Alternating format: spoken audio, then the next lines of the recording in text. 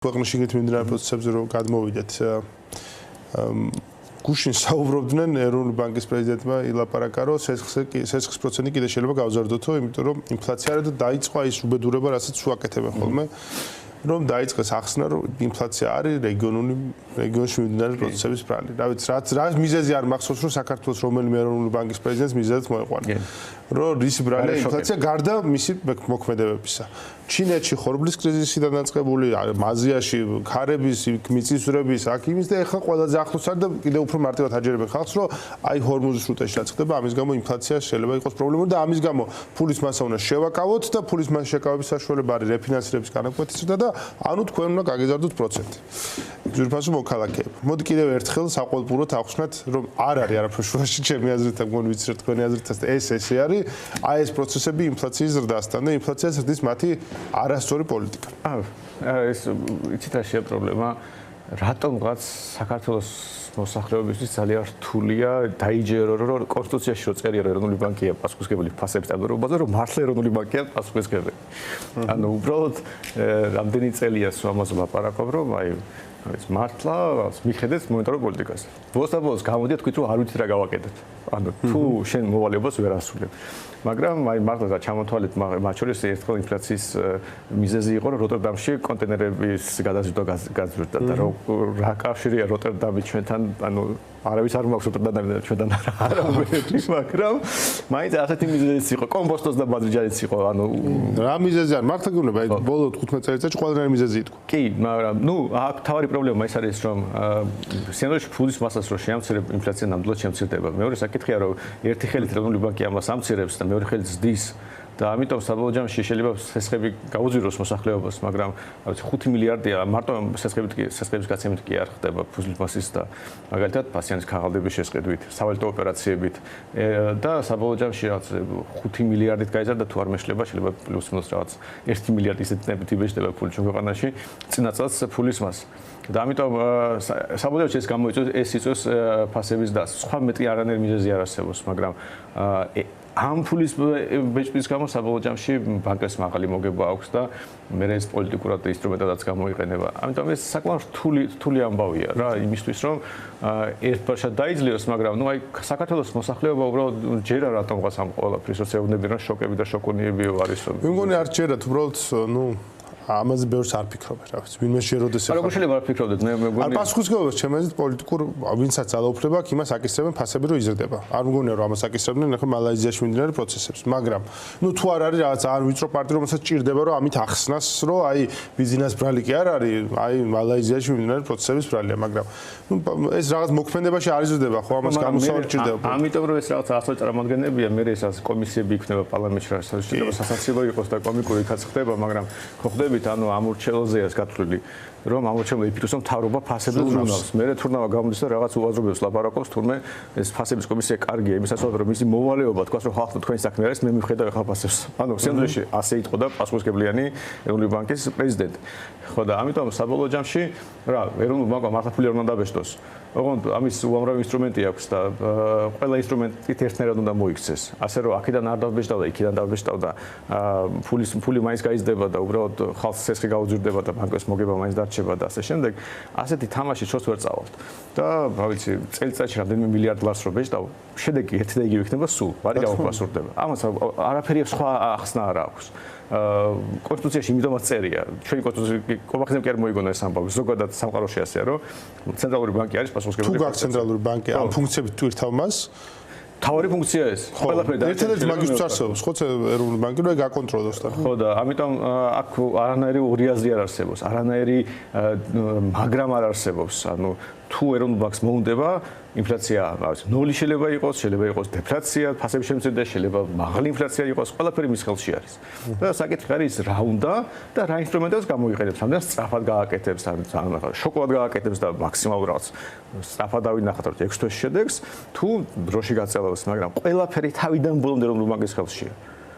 ხო და აი მე უკვე თქვენ მაყურებელო გადაწყვიტოს როცა ამას არ აკეთებენ რა პოლიტიკური მიზეზი უნდა იყოს უმეტესად ეს ფული რომელიც იბეჭდება საბოლოო ჯამში პოლიტიკური ბიზნესის მსახურება იგივე მაგალითად ბანკები რო ავიღოთ ეს მარტო იმიტომ კი არ აქვს მაღალი მოგება მაგალითად სოფლის მეურნეობაში რაც ხდება ჩვეულებრივად კახეთის მოსყიდვის ინსტრუმენტია მარტივად ვთქვათ რა არჩევნებისთვის ხმების ხალხს რაღაც აგროსესხები და რაღაც უმრავლესობა რაღაც საერთოდ უაზროდ იხარჯება სიყალბეა უბრალოდ არანაირი აგროსე ანუ სინამდვილეში ეს არ არის ესხი რომელიც რეალურად პროდუქტი უნდა შექმნას საბოლოოდ და ან რაღაც ახალი ეკონომიკური არაფერი პირიქით აი მაგალითად სუბსიდიებით პირდაპირ აფუჭებენ ყურძნის ხარისხს აი პირდაპირ და ღვინის ხარისხს აი პირდაპირ მოქმედებს მეღვინეებიც ამბობენ რომ აი რაღაცნაირად ბრძოლა მეღვინეობასთან იმიტომ რომ ის ადამიანებსაც არ შეუძლია კარგი ხარისხის პროდუქტი გააკეთოს, კარგი გააკეთოს, ეს ახალისებული. და იმას გარანტირებულად ყავს შემსხიდველი, ოღონდ ამავდროულად აქაც ხო სქემა მუშაობს, ხო არის ამ ფულს პირდაპირ იმას კი არ აძლევენ ადამიანს მოქალაქეს, აძლევენ ჩამბარებელ ქარხანას, რომელიც მე აქედან ხდის ამ ყველაფერს არყად და ყიდის მე რუსეთში. აი უხეში სქემა რო ავიღოთ კორუფციული სქემა, რომელიც აფუჭებს ქართულ ღვინოს. აი ეგ სქემა არის, ეგ სუბსიდია. და ეხლა ეს სუბსიდია შეახცია ყველაფერში თან, ანუ მანდარინის სუბსიდია ხო დაიწყეს, თხილის სუბსიდია დაიწყეს, თხილის რომელიც პირიქით იყო მოგებაზე გადიოდა მთლიანად. კი არა, მივხვდენ რომ ეს ამორჩეულის მოსყიდვის კარგი ინსტრუმენტია და ხელისუფლებასთან დაახლოებული ხალხი შეიძლება უსაც შეულობდნენ და რომ დაინახეს ერთ მაგალითზე მე გაავრცელეს და ძალიან ბევრ შემთხვევაში ამ ყველაფერში საბოლოოში საბანკო სისტემაცაა ჩართული და რა ვიცი, ყველას აწყობს ეს სისტემა რა და მოქალაქის გარდა. პატიოსანი მოქალაქის გარდა რომელიც ამ ყველაფერს აფინანსებს. იმიტომ რომ ვიღაცა ამისგან ხეირობს და დანარჩენი საზოგადოების კისერზე ზის ასე ვთქვათ, მაგრამ ის ადამიანის დღედაღამე მუშაობს, რომელიც იბეგრება, მე ამ რა ვიცი, მაღაზიაში მიდის და გაძვირებულ პროდუქტებს ყიდულობს, ეს არის ეს ადამიანი აფინანსებს ამ თელ ზეიმს. სანდრო, ხალხში ჩვენ ხშირად საუბრობთ ხოლმე, რომ და ოპონენტებისგან მათ შორის შედარებით მარცხენა ფლანგიდან გამიგია რომ რაღაც ლაპარაკობთ გადასახადების შემცირებაზე, ისაც დაბალია ქვეყანაში გადასახადები, აი ჩვენ რაღაც ამდენია მოცულობა საგადასახადო ტვირთი, რაღაც 100 ლარზე ამდენია მხოლოდ, რითიც თქვათ რეგიონში არ ვართ ყველაზე ცუდ ადგილას და რომ გადასახადების შემცირება სინამდვილეში არ არის გამოსავალი. თუმცა ამ გადასახადში რატომღაც არასდროს არ ითვლება და გავიგე რომ კლასიკურ მონაცემებში არ ითვლება, მაგრამ ზოგადად ფუნქციური ნაწილია ის რომ რაღის ფული ქვეყანაში, სესხი რაღის ქვეყანაში. და სამწუხაროდ ამ პრინციპით დავითვლით ადამიანს რა გადასახადებს გადახდა უწევს შეიძლება 50%-ს აცდეს ეს ყველაფერი საერთო ჯამში 100 ლარზე ინფლაციური გადასახადი რა საქართველოს წერია საბოლოოდ ხო და ამას გარდა სესხის გადასახადი პლუს ფული რაღის ქვეყანაში ფული ხო რაღაცა ღირს რომ ადამიანმა რაღაცა გააკეთოს მომავალში და ამ ხრივ რამდენიმე ეტაპად გაფუჭდა საქმე. ერთი ლარიზაციის კამპანია, მეორე ინფლაციის ისე გაშვება ხელი და რომ მე უწევთ რეფინანსირების განაკვეთის და ეს არის მონაცემი. მოდი ამ ნაწილზეც რომ მინდა გკითხოთ რა, კიდევ ერთხელ მათ შორის განუმარტოთ მოქალაქეებს, რატომ იხდიან სესხში ასეთ ზვირს ამ ქვეყანაში? ზოგადად, ისევ და ისევ სესხის ამბავიც ისე რომ ბანკამდე მიდის ყველაფერი, იმიტომ რომ პირობითად მე თუ ინფლაცია მაქვს, ავიცი 6%-ია, 5%. ხო, არავინ არ მასესხებს ფულს 2%-ში. რა თქმა უნდა. ხო, ესე იგი, სესხი უფრო ძვირი უნდა იყოს, პირველს მოგებაც მჭირდება რომ დარჩეს, მაგრამ მარტო მოგებაზე არის ელემენტარულად უამრავი სხვა რისკი მაქვს. მაგალითად, პოლიტიკური რისკები, სასამართლო რისკები, აი, როცა ბანკს ურთულდება, იმიტომ რომ რაღაც საზოგადოებაში აღქმულია რომ ეს რაღაც ბოროტება, გამოსახლება. ხო, ბანკისთვის ხო ხარჯია. ამიტომ იპოთეკური სესხი გაგიზვირდება. როცა გეუბნებია რომ დოლარში არ გასცევს სესხი, ანუ ბანკმა შეიძლება აიღოს მაგალითად IAP რესურსი ევროპიდან მოიზიდოს ევროში და გასცეს აქ შეიძლება IAP სესხი ევროში, მაგრამ გეუბნებია არა, არ შეიძლებაო. შენო მაინდამაინც ლარში უნდა გასცეო. მაშინ ეს სესხიც გაწვირდება. ხო და საბოლოო ჯამში ერთი მხრივ ფულის ბეჭდა რომელიც მაღალ ინფლაციას იწვევს და რომ ამიტომ სესხი ყველაფერში უფრო მაღალი უნდა იყოს, ვიდრე ინფლაცია ადამიანურად გასაგები ამბავი უნდა იყოს. და უამრავი სხვა რეგულაცია რომელიც ამა თუ იმ ფორმით ზღუდავს კომერციულ ბანკებს, რომ საბოლოო ჯამში სესხი უფრო ძვირი იყოს და პლუს კონკურენციისგან დაცულია საბანკო სისტემა. ანუ ჩვენ რო გიაქვს ბაზარი სიტუაციაში, როცა ბანკებს ყოველ წელს რეკორდული მოგება აქვს, რამდენიმე უცხოური ბანკი შემოვიდოდა და ბუნებრივია. ჩემი კითხვა სულ არის ეგ რომ რატო არასდროს არ შემოდის ქვეყანაში უცხოური არც ერთი თურქული ბანკი, აი თურქეთი ავიღოთ, მეზობელი ქვეყანა ვთქვა და არ მოდის რაღაცა. ფრანგული ბანკები არ მოდიან, ერთი იყო და გავაქცეთ ის, ხო? ერთი თურქული 10 ბანკი არის მგონი თურქეთში. ერთი თურქული ბანკი რატო არ დაინტერესდა ამდენი ხანი რომ ამ ქვეყანაში შემოიძეს ვალი გასცეს. პოლიტიკური საკითხი არ უშვებთ ხო? არ უშვებთ. ამიტომ აქ რო იყოს საბანკო სისტემაში კონკურენცია, ნაკლები რეგულაცია იყოს, ეროვნული ბანკი ფულს არ ბეჭდავს და დაბალი ინფლაცია იყოს, სესხი იქნებოდა ისე როგორც თავის ევროპაში, შეიძლება ცოტა უფრო მაღალი პოლიტიკური რისკების ამბავში, მაგრამ ბევრად მაღალი და რამდენჯერმე მაღალი კარი იქნებოდა, შეიძლება რამდენიმე პროცენტი ყოფილიყო. მაგრამ აი ეს არის ზუსტად თქვენ ახსენეთ რომ ეს გადასახადია, ეს ძალიან რთულად დათვლადია, მაგრამ ბუნებრივია რომ საბოლოო ჯამში შენ რო ხედავ რომ მთავრობის ან ეროვნული ბანკის ქმედებების გამო შენ სესხში იხდი 2%-ის ნაცვლად არის 12%-ს. ხო, მთავრობის პასუხისმგებლობა. ასე პირდაპირ ასე ვერ გადათვლი და რთულია. ხო, გავიგე, კი. და ამაში ცოტა თავსაც, ოღონდ მე რომ თავიც არ უნდა მოვიტყოთ, რომ ვითომ არ არის. ხო, ცხადია, იმიტომ არის რომ ბანკები რაღაც ზუნწები არიან და მე 12% უნდათ. აბა თუ ეს მარტო ბანკებშია საქმე, მაშინ კონკურენცია დაუშვათ და 2-3 ბანკი დაემატება ბაზარს და აღარ იქნება ეს ყველაფერი, ხო? აი სანდრო, ამდენი წელი გავიდა უკვე და უკვე შეიძლება შეფასდეს ამ ლარიზაციის თუ დედოლარიზაციის კამპანიის შედეგები. როგორ აფასებ ამას? აი ამ ეს მოცემულობა რომ ამან გაუძვირა მოქალაქეებს სესხი. მარტივად რომ თქვა დოლარში თუ 2%-ით მინიმუმ ნაკლებად ამ 1.5%-ით ნაკლებად გაიცემა სესხი, თქვენ დოლარში სესხს ვერ იღებთ, იმიტომ რომ ზედაზღვარია, ქვედაზღვარია რის ქვემოთაც დოლარში სესხი არ გაიცემა. და ამით უმრავლესობისთვის დაბლოკილია ფაქტობრივად. ხო, პრაქტიკულად ჩვეულებრივი ადამიანისთვის დაბლოკილია ხა იმხელა ზღვარი არის რომ მაგის ზემოთ არც არონი არ მოგცემთ მაგხელა ვალს რა. თუ ბიზნესი არ გაქვთ რაღაცა ძალიან შემოსავლიანი. ხო და აი ამ ნაწილზე თქვა უკვე დადგა შედეგები, ამდენი წელი გავიდა, უკვე გადავიდა კიდეც და შესაბამისად რო შევაფასოთ ამის შედეგები ჩვეულებრივი მოქალაქისთვის რა. მე თავიდანვე ვამბობ რომ ეს უზარმაზარი შეცდომა არის, ალბათ არ შეიძლება ეს ზოგადი ლოგიკას გასაგებია მე თუ მაგალითად დოლარში მინდა სესხი ავიღო ხო და ვიღაცა მიბლოკავს და ჩემთვის თუ მომგებიანია დოლარში სესხი ან დოლარში ვაჭრობა მომგებიანია, ესე იგი მინიმუმ ჩემი მდგომარეობა უარესდება და ყველამ ვიცით რომ ბინის გაყიდვა იქნება ეს თუ მანქანის საბოჯოში ფასი მაინც დოლარში, ანუ ჩვენი მოსახლეობა დღემდე ჩვეულებრივად ხვდება რომ დოლარი უკეთესია ვიდრე ლარი. დოლარს ვენდობით რა. დოლარს ვენდობით ხო, ისე ამერიკას რო დაუბრუნდეთ რა. დოლარს ვენდობით საბოლოო ჯამში რაც არ უნდა იყოს. არც რუბლს, არც იუანს, არც რაღაცა დოლარს ვენდობით და ეროვნული ბანკი გამოდის და გვიგზავნოს ამ დოლარის ტრანზაქციებს. ვაჭრობას, სესხის აღებას. გასაგებია ჩემ მდგომარეობა გავარესდებოდა. აი შორს ვარ წავიდეთ, მაგრამ იმის საბოლოო მიზანი ამ ლარიზაციის იყო ის, რომ უფრო მარტივად ხდებოდა, ასე ვთქვათ, ადამიანის კონტროლი, მათი დაბეგვრა, იმიტომ რომ თუ ადამიანმა შეიძლება გადაიყვანოს თავის ტრანზაქციები დოლარში ივაჭროს, დოლარში ეს გაიყოს, მაშინ ლარის ბეჭდა რთულდება.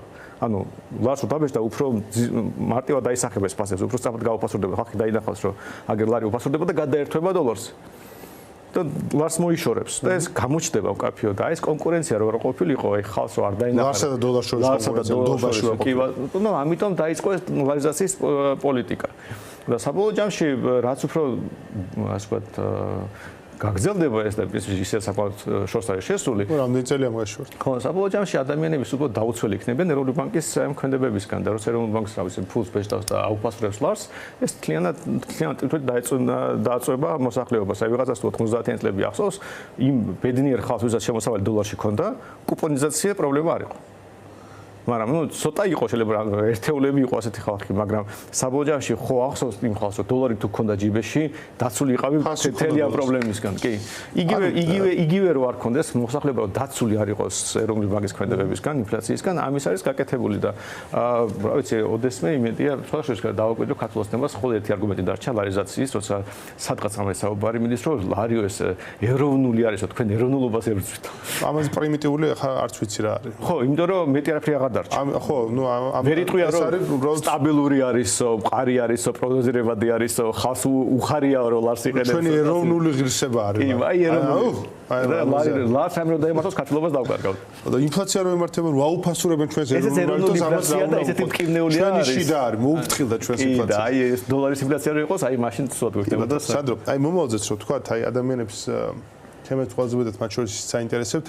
აი ლაპარაკობთ რომ ეს არის მძიმე მოცემულობა, რომ ეს არის შედეგი იმისა, რომ მარტივად რო თქვა, ცესხი არის ასეთი ძვირი ამ ქვეყანაში. შედეგი არის ინფლაციისა, რომელიც გამო რეფინანსირების განაკვეთი ამხელა, ეს არის ლარიზაციისა, იმის გამო რომ დოლარში კონკურენციის არ დაშვებისამით, რომ ახალ კონკურენტებს არ უშვებენ. აი ეს მინიმუმ ხა ჩვენ სამი ჩამოთვალეთ კიდე არის რაღაც კომპონენტები, რატომაც ხა ეს ცესხი ძვირია. ზოგადად ღარიბ ქვეყანა რო ვართ მაგიტომაც, მაგრამ ეს სამი რაც უშლის ხელს ამის შემცირებას. აი უხეშად რომ თქვა, არის თუ არა აი მეთოდური 2-3-4 წლიანი მუშაობის პირობებში, რომ კონკურენტები შემოიყვანო ბაზარზე და ბაზარი გახსნა, მკაცრად აკონტროლო ინფლაცია და შესაბამისად რეფინანსირების განაკვეთი შეამცირო და მოხსნა ეს ლარიზაციის ვალდებულება და შეძლო იაფი დოლარის შემოტანა შედარებით ქვეყანაში, რომ შემცირდეს სესხი ჩვეულებრივი ადამიანისათვის. იაფად აიღოს ვალი. ყველაფერი შეიძლება ძალიან მარტივად გაკეთდეს. რაღაცა ძალიან სწრაფად, რაღაცა დრო დაჭირდება. მაგალითად, რაც შეიძლება ძალიან სწრაფად გაკეთდეს, ეროვნული ბანკის რეგულაციები, რომელიც ლარზე არის, გავსედდეს დოლარზე.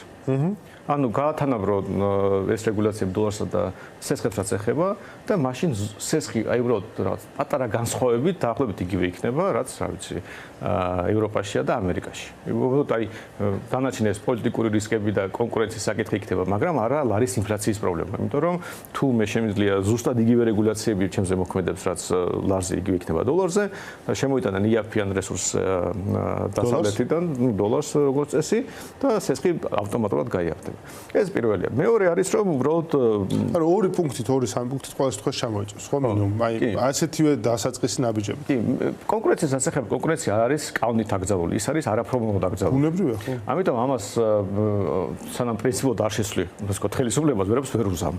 ანუ აი ბაზის გაიაფება შეიძლება ამ ხელისუფლების პირობებშიც და რო არ ხდება ამ ჩანს რომ სრული არ აქვს, მაგრამ აი პრინციპულად რომ მოაგვარო სიტუაცია და ბანკები შემოვიდნენ, აქ უბრალოდ ის ხალხი უნდა წავიდეს, ვინც ამას არაფორმალურად ბლოკავს. ანუ ბუნებრივია, ზუსტად იგივე ვითარება არის სხვა ბაზარზეც. ახლა რო ვლაპარაკობთ, რომ მშენებლობა რატო არის ქვეყანაში ძვირი.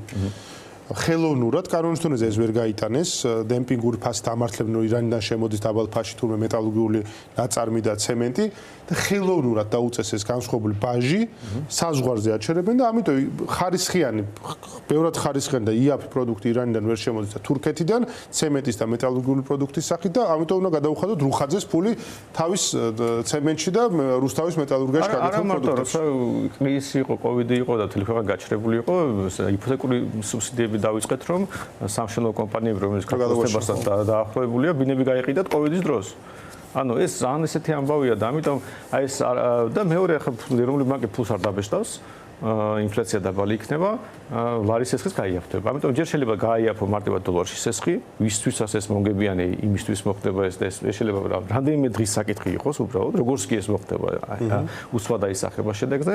ფულს რო დაბეჭდავ დაახლოებით 6-დან 9 თვემდე გჭირდება რომ დაინახოს შედეგი ინფლაციაზე აისახოს და შენ თუ პროგნოზირებადი ხარ საკუთარ პოლიტიკაში და ხალხი დაგიჯერებს და ნუ შეიძლება წელიწად ნახევრის ფარგლებში უკვე ეს აისახოს უშუალოდ პროცენტზე ლარის სესხზე და თუ ისეთი ბედნიერი მომენტი დადგა ქვეყანაში რომ ხელისუფლება შეიცვალა და პრინციპულად ეს არაფორმალური ბარიერები ჩავხსენით, არა მარტო მართალი ხართ ეროვნულ ბანკზე ზოგადად, ну, მაშინ კონკურენციის დაშვება რა, მოთამაშეების დაშვება. იმ მხარეს წავალთ, რომელიც ზოგადად ყველას გვინდა რომ იყოს, რომ იყოს დიდრები და ბედნიერები.